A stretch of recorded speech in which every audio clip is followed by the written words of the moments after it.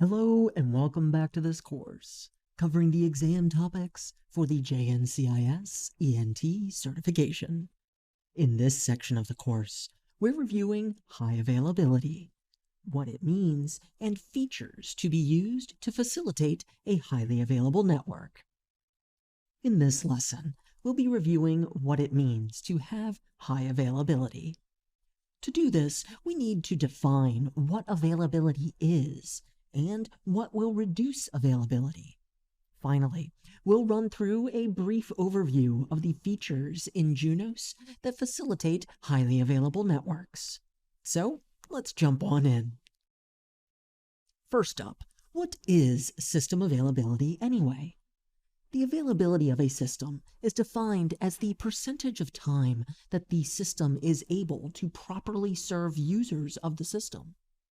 This is a very generalized definition because the concept doesn't just apply to digital systems like servers and network devices, but also to physical systems like a generator, vehicle, or a bridge.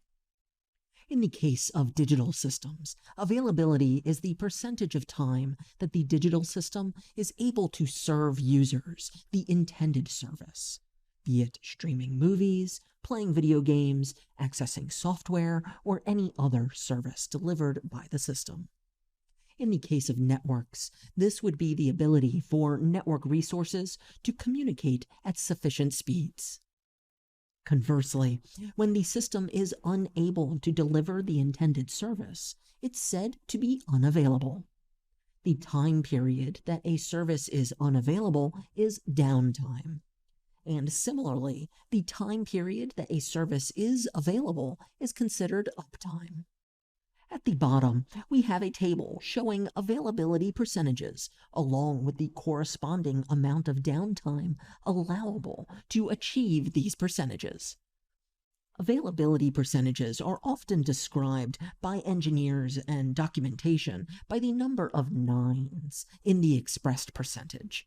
For example, the bottom entry could be described as 4 nines of availability. To achieve this level of availability, the system may experience up to 43.2 minutes of downtime per month, or 8.76 hours per year.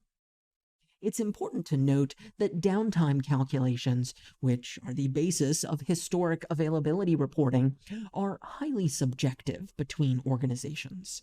Many organizations only consider unexpected downtime in availability reporting, not considering planned downtime as part of the calculation. Similarly, degraded service may not be considered downtime by an organization, or may be reported in a different fashion. Because of this, when considering availability reporting, it's important to understand the basis for the calculation.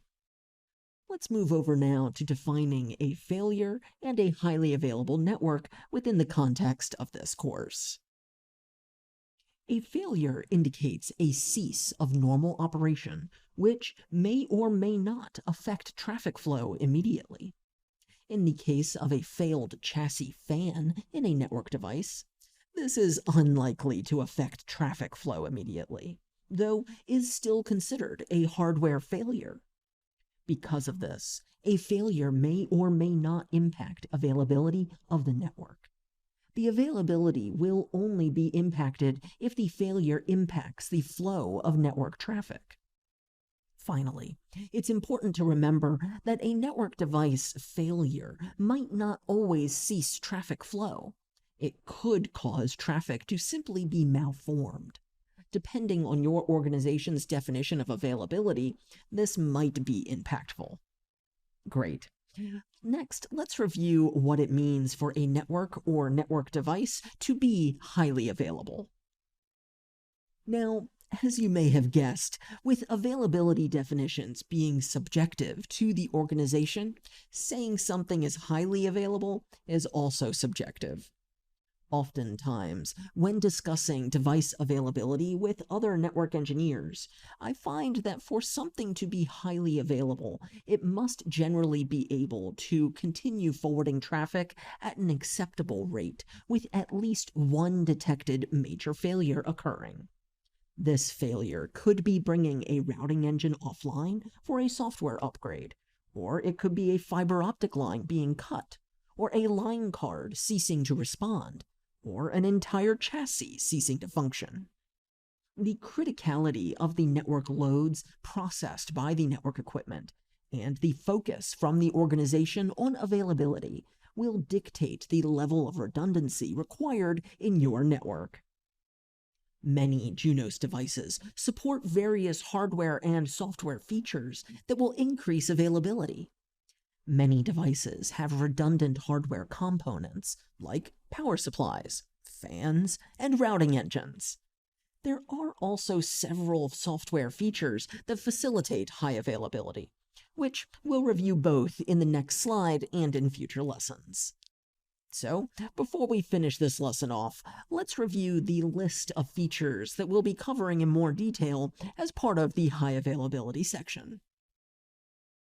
As part of the JNCIS ENT, you'll need to know the acronyms in this table, so I recommend screenshotting or writing these down.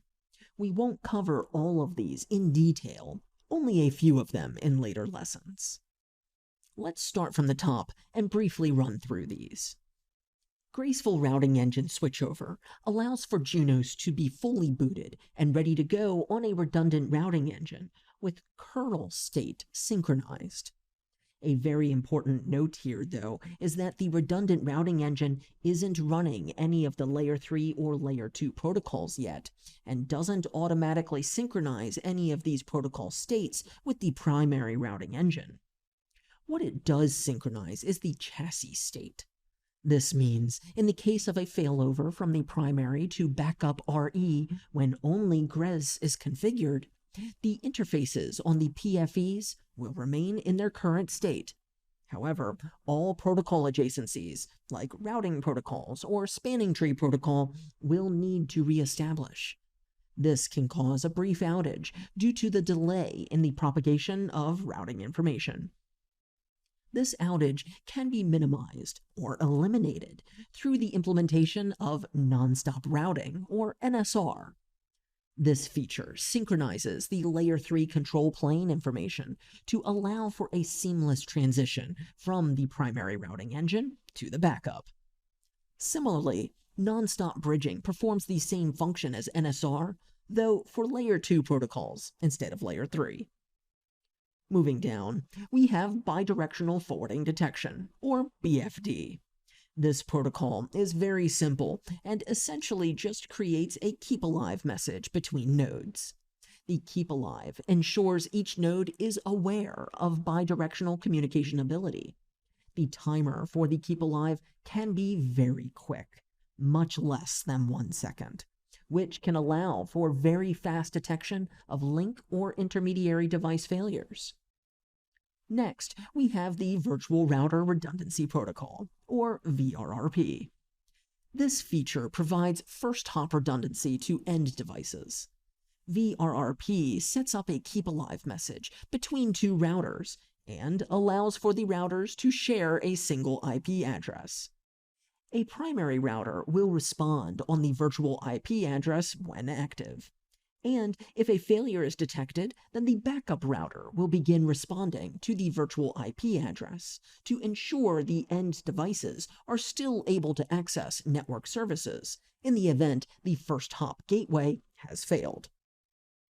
The following item is a software feature that allows for software upgrades to be performed on redundant RE devices with minimal impact to traffic flows. In-Service Software Upgrade, or ISSU, requires that GRES and NSR be configured to allow for a seamless failover between the REs during a software upgrade. A Link Aggregation Group, or LAG, is a feature which can provide link redundancy across any point-to-point link. Traffic is also load balanced over the links, allowing all member links to participate in the aggregation group in an active state. This, however, is not the case for redundant trunk groups, or RTGs. An RTG is used in place of spanning tree protocol at the access layer to simplify and speed up failover in the event a failure is detected. And finally, we have Virtual Chassis, or VC. This allows for EX series switches to be connected to form a virtual chassis, potentially combining multiple single RE devices to now have redundant REs with simplified management. And that's it for our overview of high availability. In future lessons, we'll take a deeper dive into some of these protocols and configurations to enhance the availability of your networks. I hope that this lesson has been informative for you, and I would like to thank you for viewing.